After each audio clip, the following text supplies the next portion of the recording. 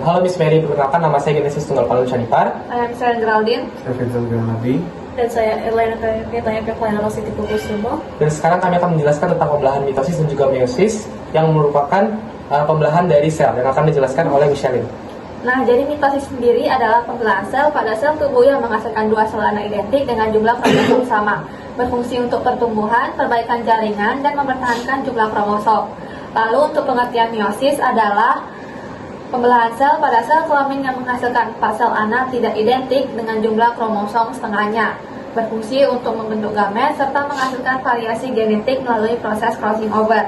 Lalu contoh mitosis adalah penyembuhan luka, pertumbuhan tubuh, dan pembentukan sel-sel kulit. Sedangkan contoh meiosis adalah pembentukan sperma dan sel telur pada hewan serta pembentukan spora pada tumbuhan. Perbedaan utama keduanya terletak pada jumlah pembelahan, jumlah sel anak, sifat genetik sel anak, dan jumlah kromosom yang dihasilkan. Pada mitosis hanya terjadi sekali dan mempertahankan 2N, sedangkan pada meiosis terjadi 2 kali dan menghasilkan sel N. Selanjutnya kami akan menjelaskan tentang proses mitosis yang akan dijelaskan oleh Vincent. Jadi proses mitosis itu memiliki 4 proses utama ditambah 1 pembelahan sel. Nah, yang pertama itu ada interfase. Nah, interfase itu adalah proses ketika sel mempersiapkan diri sebelum membelah. Tahapannya itu ada G1, S, dan juga G2. Nah, selanjutnya itu ada di sini. Di sini itu ada profase. Nah, jadi profase itu adalah kromosom mulai memadat dan terlihat jelas. Membran inti menghilang dan benang spindel mulai terbentuk untuk menyiapkan pemisahan kromosom. Nah, selanjutnya itu ada di metafase. Nah, di metafase ini semua kromosom berbaris rapi di tengah sel, seperti barisan yang siap dibagi dengan adil. Nah, masuk ke anafase. Nah, anafase itu prosesnya kromatid saudara ditarik ke dua kutub yang berlawanan, sehingga pembagian materi genetik mulai berlangsung.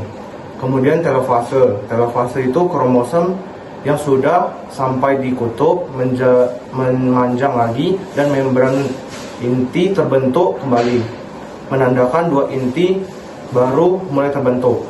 Terakhir di sitokinesis, sitoplasma terbagi dan sel benar-benar terpisah.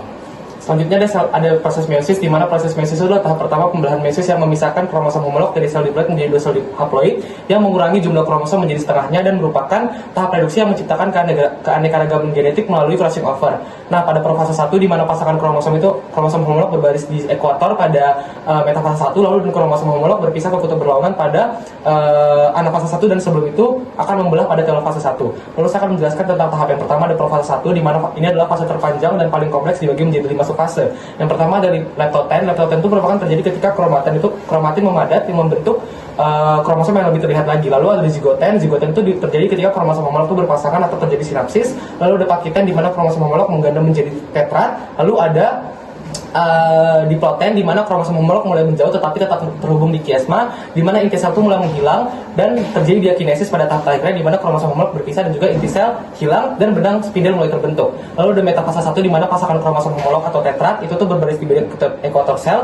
Lalu ada anafase 1 di mana kromosom homolog itu saling berpisah dan ditarik menuju kutub yang berlawanan, di mana sementara sentromer dari si selnya itu tetap utuh karena kromatid saudara itu tidak berpisah sama sekali. Lalu ada tahap telofase 1 di mana kromosom itu tiba di kutub, inti sel mulai terbentuk kembali dan juga sitoplasma itu membelah yang membentuk sitokinesis yang menghasilkan 2 sel anak haploid.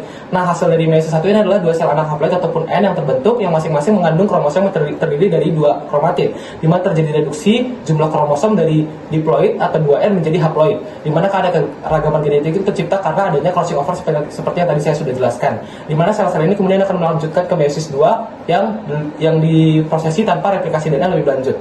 Nah, meiosis 2 akan dijelaskan oleh Elin. Jadi meiosis 2 itu memiliki awalnya adalah profase 2. Profase 2 itu dimulai dengan pembelahan 2 sentriol baru dan setiap sentriol itu bakalan ke arah yang berlawanan pada metafase 2.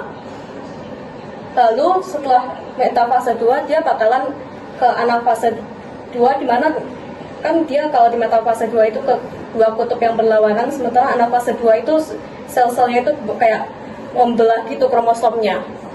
Dan setelah itu pada telofase 2 benang-benang spindel akan menghilang, dan setelah fase 2 terjadi sitokinesis, di mana meiosis 2 ini alias dari keseluruhan proses meiosis ini menghasilkan 4 sel anak, yaitu ini Pak, ini.